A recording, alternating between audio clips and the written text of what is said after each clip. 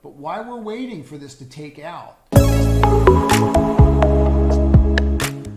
Okay, traders.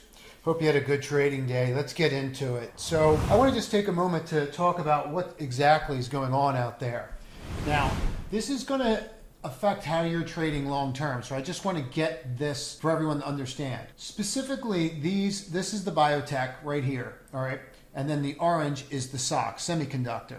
So this is the Biotech index, and this is the semiconductor index. Now, this is from 2022, from the beginning, right down here. And you're starting to see a divergence. See how they were kind of following each other?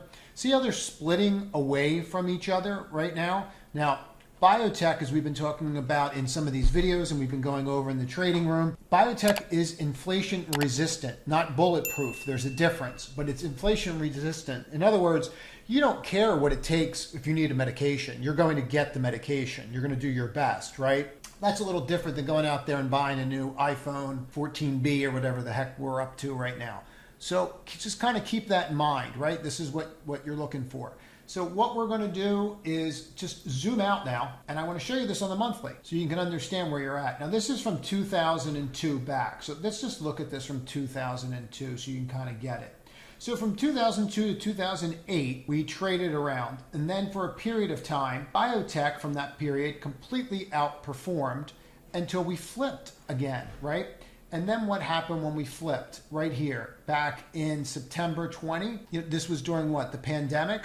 And so you saw semis completely outperform, which is the exact opposite of what's happened for the past decade. So there's always a regression to the mean, meaning this is what is going to happen. So when this got too wide, it was a matter of time, though it took years, for this to catch up. And that's what happened. They regressed to the mean, right? So what we're looking for here is we're looking for these two to start diverging again. Now, what we're seeing is the SOX, okay, has to come down dramatically in regards to Biotech. Now, that just could mean that the SOX has to drop more than Biotech. It could mean that Biotech's going to go up more than semiconductors. But the bottom line is that we're setting into an area now when you come out of corrections that another sector is going to lift. That sector is pretty clear, okay? That sector looks like it's going to be Biotech. Now, most for biotechs will follow IBB. I'm going to suggest that you don't. I'm going to suggest that you follow XBI. And the reason is because the holdings in between the two, right? I don't want to get into all of it today, but just take a look at the difference in the holdings between XBI and the difference of IBB. Now, XBI, if you note the difference here, very clean. We held, right? And let's zoom in on this. Now, we held, tested, came back up, broke out. Now, is this a perfect double bottom? No, it is not. Does that make it not a double bottom? Well, we could argue that we had to undercut and maybe we missed it by a couple pennies. This is an art, right? When you chart, it is a craft. There are skills associated with it, but it's also an art. This is open to interpretation. Several people can look at this and see the same thing, right? Several people can look at this and see something different. What I want you to understand is that this was the low, we were in a base, and now we're breaking out. That's not debatable, right? That is not something that is debatable. So now the question is, what do we do about this? And we're really going to focus on this sector. So this was something we bought in the trading room, and this was a very simple trade. LABU, what we did was just focus on this double bottom, and then we just took a shot when it flipped. So you can see your level right here, right? So you can see that level, that low right there. You can see the undercut right there. And this little hammer bar, when we flip that hammer, we bought this, right? So we bought right there, right in the trading room, and then we just kind of stayed with the trade since then. This was our first target. Looks like we're going to get through that wick. That wick high looks like it's going to be a no-brainer. But we have to kind of make sure that that happens. 3X ETF. Now you're going to want to watch this one. So just be aware you're right at the 50-day moving average. So this has had a really nice move so far. From that level, I think we're up, well, we should be well over a certain 40%. Yeah, I think we're up like about over 56% on that so far, which is not that bad. You might actually be up a little bit more if I could get that a little tighter, but you get it. And what I'm really looking for is by the end of the year, I think that this is going to be back to 15, 20 bucks. So I would not rule this out. Remember, when you go through a correction, bear market, whatever you want to call it, new leaders emerge, and you're starting to see money pour into that area.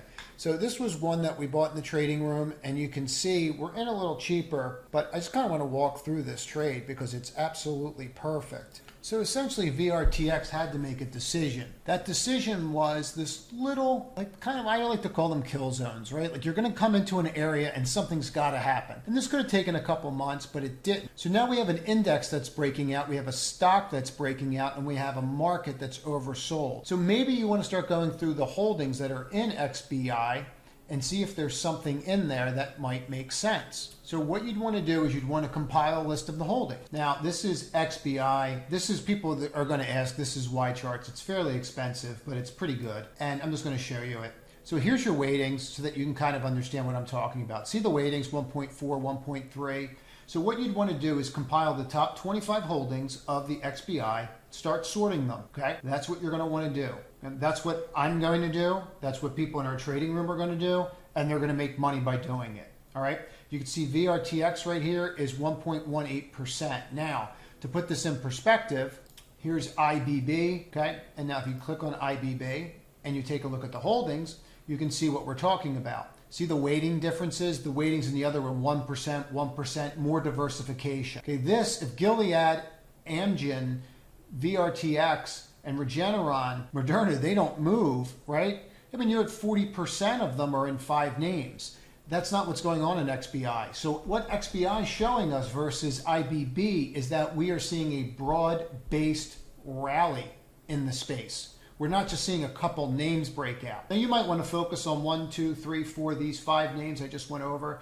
You obviously have vaccine risk here, but these other names look fairly decent. You might want to kind of cycle through them. With that said, I want you to understand when you come out of a correction, it's probably the 4th time I'm saying this, when you come out of a correction, it's not the same group. It's not going to be Tesla, it's going to be next year's one that we're all trading options on. It's going to be VRTX or some other company. It could be software that is also insulin resistant, right?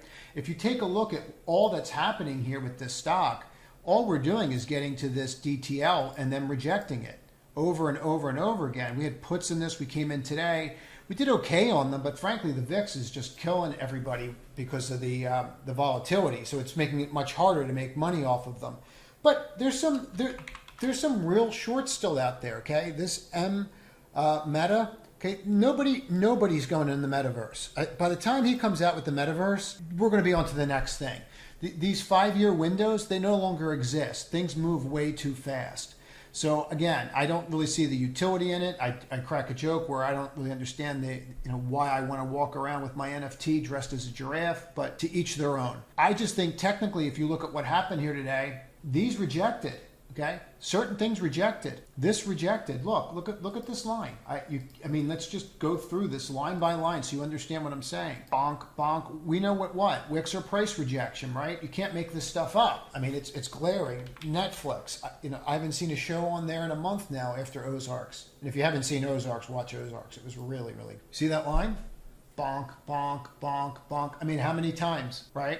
Now, the issue with this is I have a saying, after a while, you ring a doorbell long enough, eventually it's going to open. So let's drop this one down and you focus right here and you can see 1, 2, 3, 4, 5. So I am short this. There's a very good chance that I might get stopped out of it and we'll see from there. But just because the Qs are rallying does not mean that the rally is going to continue. So if we take a look at this at the end of the day, well, this looks pretty similar to what we were just talking about, doesn't it, right? What does this look like? It looks a lot like Netflix, but the only difference is we're getting above that level.